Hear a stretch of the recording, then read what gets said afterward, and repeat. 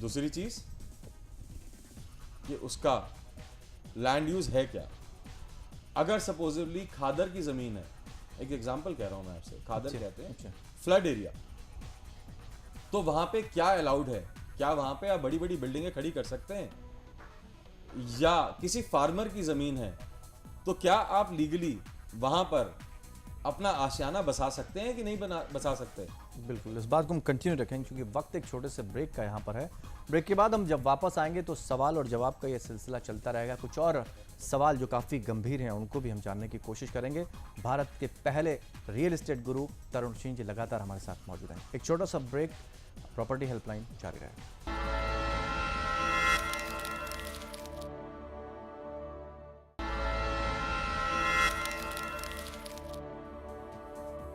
भुगता के लिए इतना आसान नहीं होगा क्योंकि उसको जब पोजीशन मिलता है तो सारी चीज़ें लगभग तैयार होती हैं।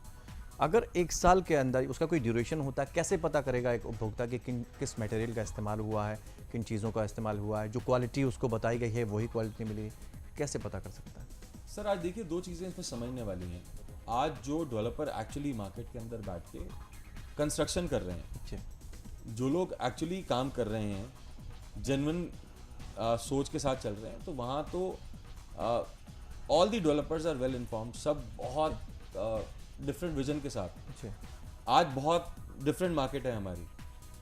इस मार्केट के अंदर जो लोग खड़े हैं मजबूती के साथ, जहाँ आपको कंस्ट्रक्शन दिखती है, तो वो डेवलपर की इंटेंशन 99.9% सबकी ठीक है।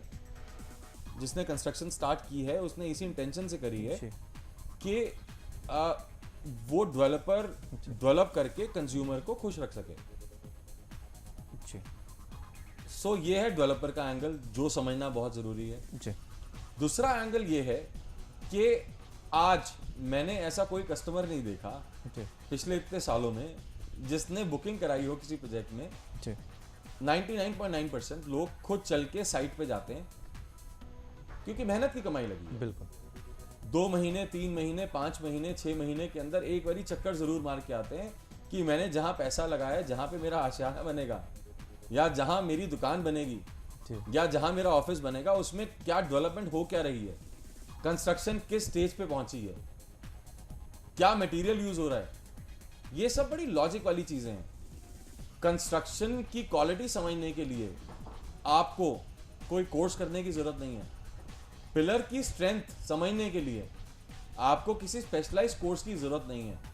जब आप एक कंस्ट्रक्शन साइट पे पहुंचते हैं, वहां पहुंच के सिर्फ पिलर देख के समझ में आ जाता है कि एक्चुअली डेवलपर लगा क्या रहा है, वो पिलर कितनी स्ट्रेंथ ले पाएगा। जो आदमी पैसा कमाना जानता है उस आदमी को इतनी समझ होती है कि क्या सही है और क्या गलत है।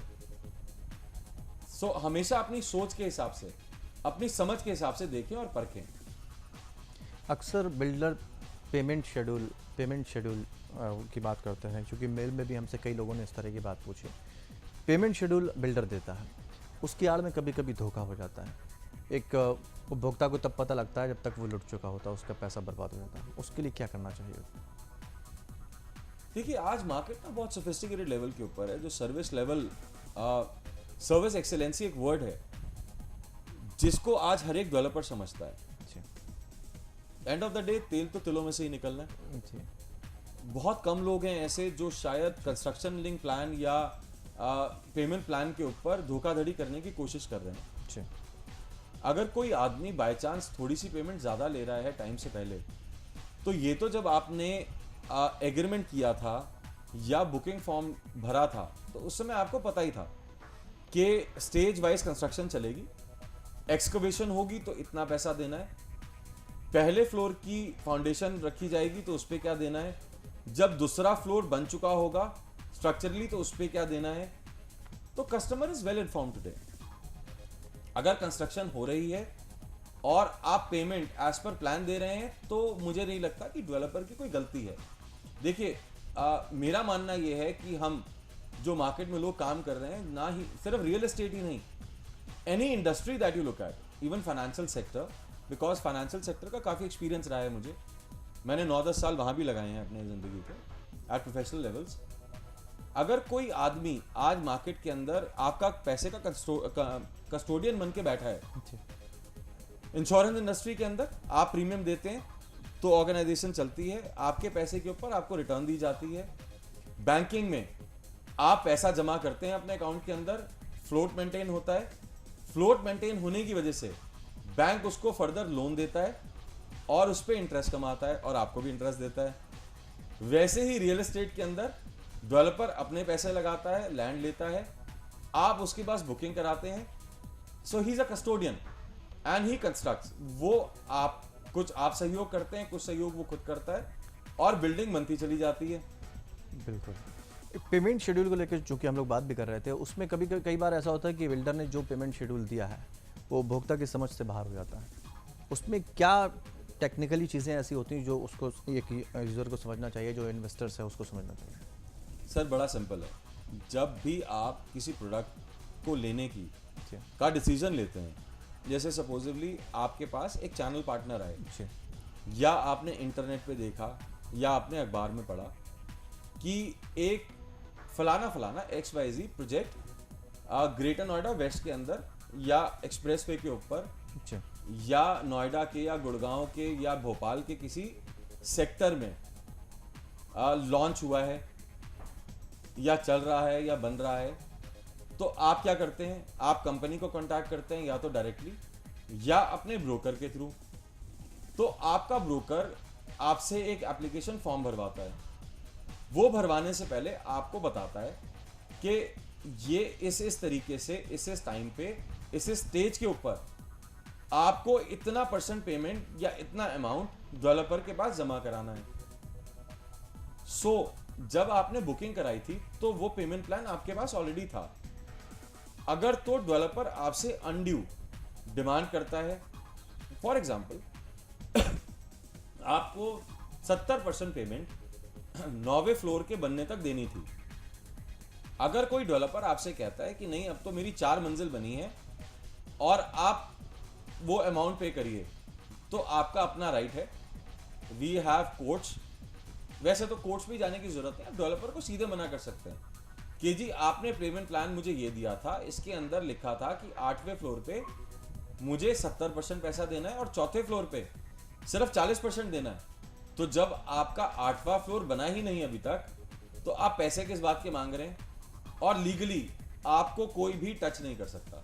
डेवलपर आपसे जोर जबरदस्ती से पैसा नहीं ले सकता, क्योंकि आपके पास वो एप्लीकेशन फॉर्म और पेमेंट प्लान ऑलरेडी पहले से पड़ा है। तो किसी का धोखाधड़ी करने का सवाल ही नहीं उठता। आप खुद अपनी आवाज उठाएं और डेवलपर से, क्योंकि वो रिलेशनशिप है आपका और डेवलपर का, उससे आराम से बैठ के बात करें और एक्सप्लेनेशन मांगे उल्टा कि भाई साहब अभी तो 4 फ्लोर बने हैं, 8वां बना ही नहीं, तो आप 8वें फ्लोर का पैसा क्यों मांग रहे हो मेरे से? वो आपका खुद का हक है। कभी कभी इस तरह की भी गुजारिश कर देता है कहीं ना कहीं बिल्डर की, भाई इतना अगर आप दे सकते हैं तो हम आपको इतने % की छूट देंगे, या इस तरह का अगर कोई प्रलोभन देता है तब क्या करना चाहिए? सर डेवलपर और कस्टमर का बहुत गहरा रिश्ता है, बहुत गहरा रिश्ता है। ये कोई बिजनेस डील नहीं है सर। ये आपने अपने सपनों का किसी को कस्टोडियन बनाया है। बिल्कुल। और एक डेवलपर की रिस्पॉन्सिबिलिटी होती है कि आपके उस सपने को, आपके उस घर को या ऑफिस को या दुकान को या आपके जीवन पूरा की कमाई करके को आपके सपोर्ट कर दें। बिल्कुल। तो ये रिलेशन सिर्फ सपोर्ट करने तक ही नहीं रहता, भरोसा डेवलपर को बनाना है, बनाने के बाद 10, 12, 15 साल वो रिलेशन मेंटेन भी करना है, क्योंकि आज हमारी मार्केट बहुत सोफिस्टिकेटेड है। अगर आप सर्विस देंगे तभी आपके साथ आगे कोई और आके जुड़ेगा। अगर आप सर्विस देने के अलावा एक अच्छा कॉर्डियल रिलेशन फैमिली वाला मेंटेन करेंगे, तभी डेवलपर के पास दोबारा कोई कस्टमर या क्लाइंट जाके उसके किसी और प्रोजेक्ट के अंदर बुकिंग कराएगा। Very simple, it is a different relation. बिल्कुल। तो अगर डेवलपर आपसे डिमांड करता है और रिक्वेस्ट करता है डिमांड की जगह कि आप मुझे 20%, 30%, 40% वक्त आने से पहले दे दीजिए, और मैं आपको ये बेनिफिट देता हूँ, तो वो तो गुजारिश है। अगर आपको गुजारिश समझ में आए और आपको लगे जो वो ऑप्शन दे रहा है वो ऑप्शन ठीक है और आप उसको करना चाहते हैं या कर सकते हैं तो करें, वरना please stay out of it. अपने दर्शकों को एक बार फिर से बताना चाहेंगे कि भारत के पहले और एकमात्र रियल एस्टेट गुरु हैं तरुण सिंह जी, जो इस वक्त आपके साथ जुड़े हुए हैं और आपकी जो मेल्स हमें मिलती हैं, जो आपका भरोसा हम पे जाग रहा है, निश्चित तौर पर हम उसकी तस्दीक करते हैं और आपका स्वागत करते हैं कि आगे भी आपके इसी तरह से हमें मेल्स मिलते रहेंगे और हम आपकी समस्याओं का समाधान करते रहेंगे। और हम ये भी दावा करते हैं कि ये अपने आप में पहली प्रॉपर्टी हेल्पलाइन है जो आपकी मदद करेगी, आपके हर सवाल का जवाब आपको ऑन स्क्रीन मिलेगा। ये सबसे खास बात है। एक बार फिर से हम आपको बताना चाहेंगे, तरुण सिंह जी पहले और एकमात्र भारत के रियल एस्टेट गुरु हैं। तरुण जी, इतने सारे सवालों का, इतने सारे मेल्स का जवाब देने के लिए आपका बहुत बहुत शुक्रिया।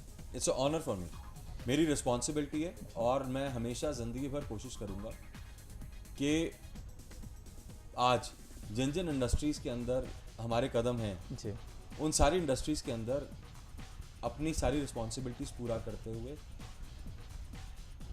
आगे लेके चलें सबको।